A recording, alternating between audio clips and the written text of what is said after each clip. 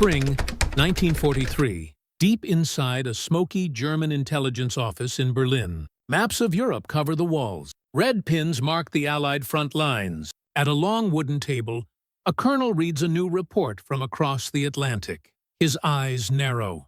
The paper trembles slightly in his hand. Within 12 months, the United States, still new to the war, had built more tanks than Germany. Italy and Japan combined. Factory workers in Detroit, Pittsburgh, and Chicago were producing armored machines faster than the Axis could destroy them. An American tank rolled off an assembly line every 20 minutes. For the generals of Hitler's Reich, this was not just news. It was a nightmare. Because in this new kind of war, speed was power, and America was building faster than anyone in history. Before the war, few nations took American industry seriously as a military power. In 1939, the United States ranked 17th in the world in terms of military strength, behind even Portugal.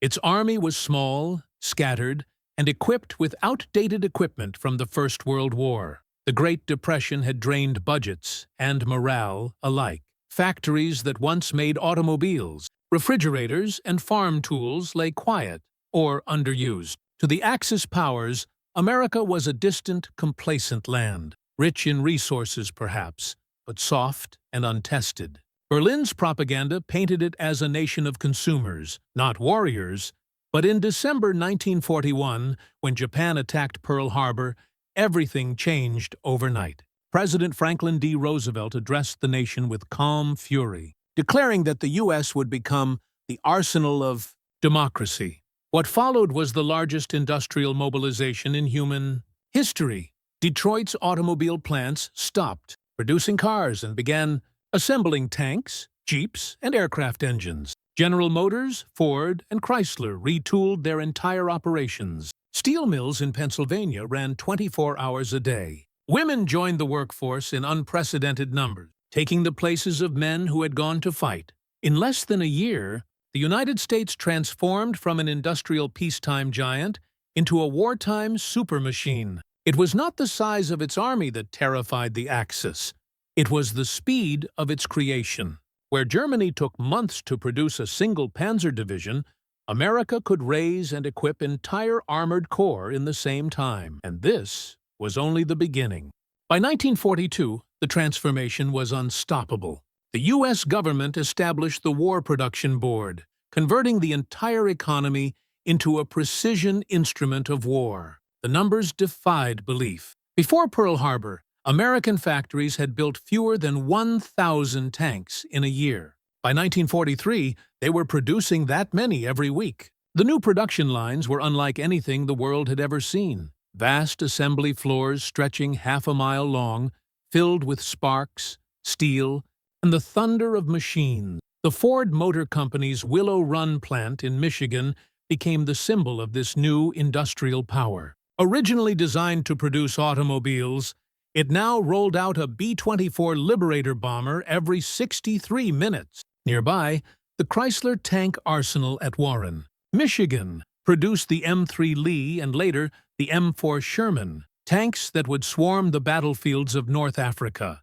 Italy and Normandy, American engineers mastered modular design, interchangeable parts, simplified mechanics, and standardized blueprints, allowing dozens of factories to build identical machines simultaneously. Steel came from Pittsburgh, engines from Detroit, optics from Boston, and tracks from Chicago, all converging into one unified force of mass production. Axis intelligence reports were stunned. German officers, accustomed to meticulous craftsmanship and slower precision, could not comprehend how the Americans built tanks faster than they could destroy them. One captured German report called the U.S. output a tidal wave of steel, and that tidal wave was only growing. Each passing month brought new divisions, new equipment, and a momentum that even the Axis high command began to fear. The age of industrial warfare had arrived, and America had just become its master. Every tank America built carried more than armor and firepower. It carried the weight of an idea. That quantity, discipline, and innovation could defeat even the most experienced enemy. Behind every tank rolled the strength of a workforce unlike any other. Men who once built sedans and tractors now worked side by side with women, the Rosie the Riveters of America's home front. In places like Detroit, Toledo, and Cleveland, factories ran around the clock, their windows glowing through the night like fiery beacons of resolve. These weren't soldiers, yet every bolt they tightened and every turret they mounted brought victory closer. Many had sons, husbands, or brothers fighting overseas. Each tank built was personal. Unlike Germany, which built complex, individually engineered machines like the Tiger or Panther, the United States favored simplicity and speed. The M4 Sherman was not the most powerful tank on the battlefield, but it was the most available, easy to repair, easy to transport, and adaptable to any terrain. It embodied the American philosophy: build fast, fight smart, never stop moving. Standardized parts meant a damaged Sherman could be repaired anywhere, even in the field, using pieces from another. What the Tiger had in might, the Sherman countered with numbers and reliability. The flood of American armor changed how the Allies fought. Generals could plan offensives knowing that fresh tanks were already en route. In North Africa, entire divisions of Shermans arrived faster than the Germans could replace their losses. By the time of D-Day, the sheer abundance of tanks gave the Allies not just strength, but confidence. Each landing craft carried proof that America could outbuild, outlast, and overwhelm any enemy who dared to challenge its production lines. The Axis realized too late. They weren't fighting just an army anymore. They were fighting an industrial civilization at war. When President Franklin D. Roosevelt first used that phrase in 1940, it was more than rhetoric. It became a mission. America's factories turned into fortresses of productivity. The automotive giants, Ford, Chrysler, and General Motors, no longer built cars, but machines of survival. At the Detroit Arsenal tank plant, a single facility could roll out one complete tank every 55 minutes. From the assembly lines came not just Shermans, but tank destroyers, self-propelled guns, and endless convoys of support vehicles. It was as if America had weaponized its very ability to produce. At the top of this transformation stood industrial generals, men like William Knudsen, a former auto executive turned war production chief. He understood what many in Europe did not, that victory would depend not only on what happened in the skies or on the front lines, but in the factories back home. Knudsen and his colleagues converted civilian industries with breathtaking speed. By 1943, America had achieved the impossible, producing more tanks, planes, and ships than Germany, Italy, and Japan combined. Even military leaders like Eisenhower marveled at the logistics. The American system, he said, is not built for war, yet it fights better than any machine designed for it. Inside Germany's high command, the reports were grim. By late 1943, generals like Erwin Rommel and Heinz Guderian realized that even tactical brilliance couldn't offset industrial inferiority. Hitler demanded bigger tanks, the monstrous Tigers and King Tigers, but each required weeks to build. America, by contrast, flooded the battlefield with Shermans that could swarm, flank, and replace losses overnight. What terrified Axis generals wasn't just America's speed, it was its endurance. They understood, perhaps better than anyone, that wars are not only won by soldiers, but by the civilizations that stand behind them. And as America's assembly lines roared into 1944, the sound echoing across the ocean was no longer just machinery. It was the sound of inevitability. Spring, 1944. The thunder of engines rolls across southern England. Row after row of M4 Sherman tanks wait beneath camouflage nets, their hulls freshly painted, their crews leaning against steel that smells of oil and new metal. These machines, built thousands of miles away in Detroit, Cleveland, and Chicago, now stand ready for the greatest amphibious invasion in history. Each tank represents a triumph, not of design elegance, but of production genius. The Sherman was not the best tank of the war, it was simply the most available. While Germany's Tiger was a masterpiece of engineering, it was a logistical nightmare, slow to build, prone to mechanical failure, and nearly impossible to replace. By contrast, America's factories built over 49,000 Shermans during the war, a number that dwarfed anything the Axis could imagine. As the invasion of Normandy began on June 6, 1944, the difference became brutally clear. For every German Panther or Tiger destroyed, another took months to replace. For every American Sherman lost to enemy fire, a new one was already on its way across the Atlantic. Factories in the Midwest ran 24 hours a day, day shift workers handing off to night crews under the hum of fluorescent light. Rivers of steel, rubber, and fuel flowed toward the ports. German intelligence reports in mid-1944 read like confessions of despair. They spoke of an enemy with infinite resources, of an industrial rhythm beyond calculation. One captured officer wrote simply, "They build war as we breathe air." In the fields of Normandy and the hedgerows of France, that power revealed itself. Where one tank fell, 3 more advanced. Where fuel ran short, American convoys replenished within hours. War, once fought with courage and strategy, had become a contest of endurance, and America had made endurance its greatest weapon. But the true revelation for Axis command came not from the battlefield itself. It came from the sky.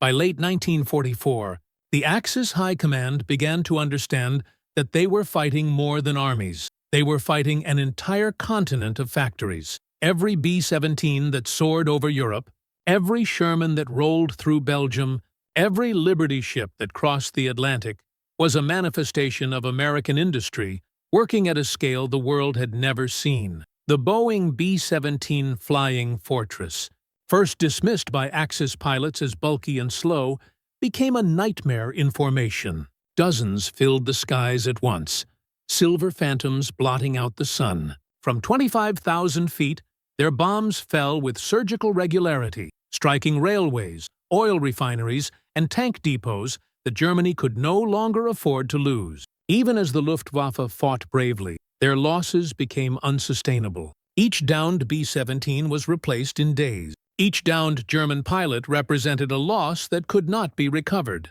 German generals began to panic at production reports. America had built over 300,000 aircraft, while Germany's factories, under constant bombardment, could barely produce a fraction. When the Allies advanced through France, captured records revealed the truth. By 1944, the U.S. was outproducing the entire Axis 10-1. It wasn't just numbers, it was momentum. Tank parts arrived by rail from Ohio, engines from Michigan, radios from New Jersey, all converging in perfect harmony. The American supply system became a living organism, adapting faster than any battlefield command. Even General Patton remarked, "My tanks can only move because somewhere a factory never sleeps."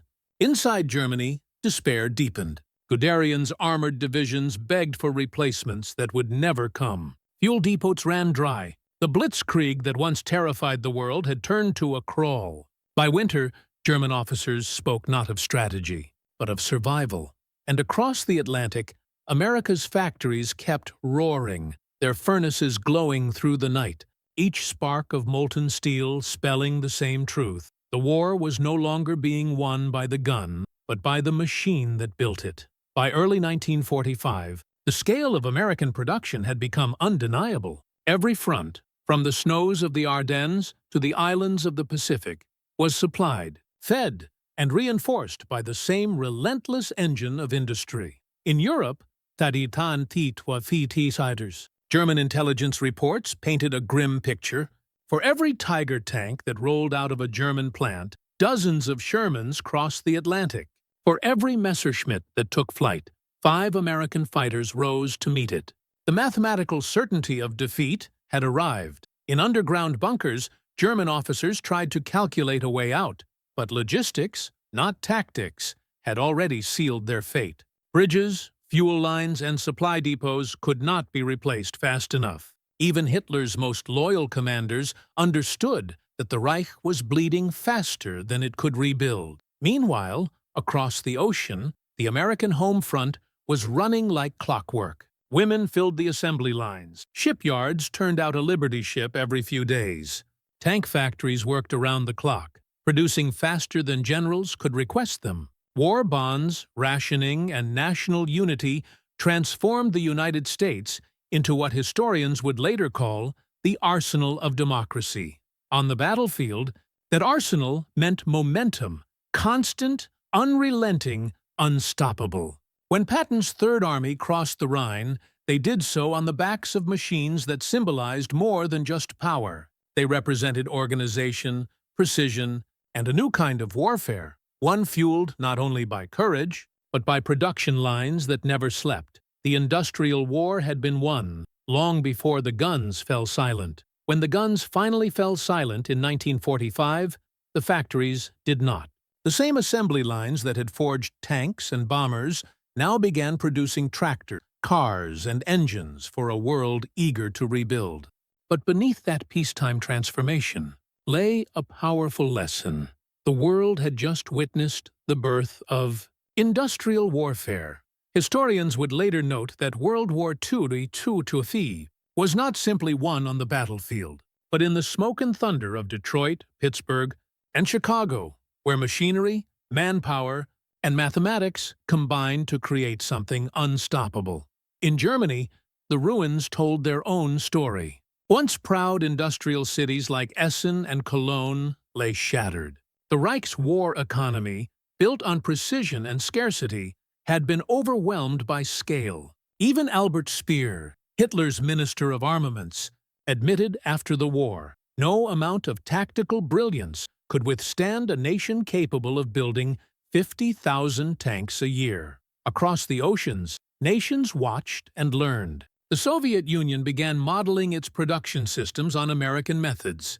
Britain, recovering from exhaustion, realized that mass manufacturing was now as vital as military training. And in the United States, the legacy of wartime production reshaped everything from the birth of the Cold War, military-industrial complex, to the dominance of American engineering for generations. The Axis generals who once mocked America's factory army were proven wrong in the harshest way possible. They had underestimated not just a country, but a concept that a free, determined people could turn industry itself into a weapon. The tanks may have stopped rolling, but the machine that built them had changed the world forever. In the end, it wasn't sheer firepower or battlefield brilliance that defined America's victory. It was belief in progress, in industry, in the quiet strength of ordinary people who built extraordinary things. From the sweat of factory workers to the roar of steel presses, the war had revealed a new kind of weapon: organization. Not the kind that fired bullets, but the kind that never slept, that turned blueprints into armor and hope into horsepower. Axis generals had feared tanks and bombers. What they hadn't understood was that America's true fortress was invisible. It was the assembly line, the railroad, the worker clocking in before dawn. By the time the war ended, that industrial heartbeat had reshaped the planet. It forged the age of machines, the Cold War, and the century that followed. And somewhere, in the silent yards of Detroit and the rusted remains of forgotten factories, echoes of that power still linger. A reminder that wars are not only fought by those who carry rifles, but by those who build the world that makes victory possible.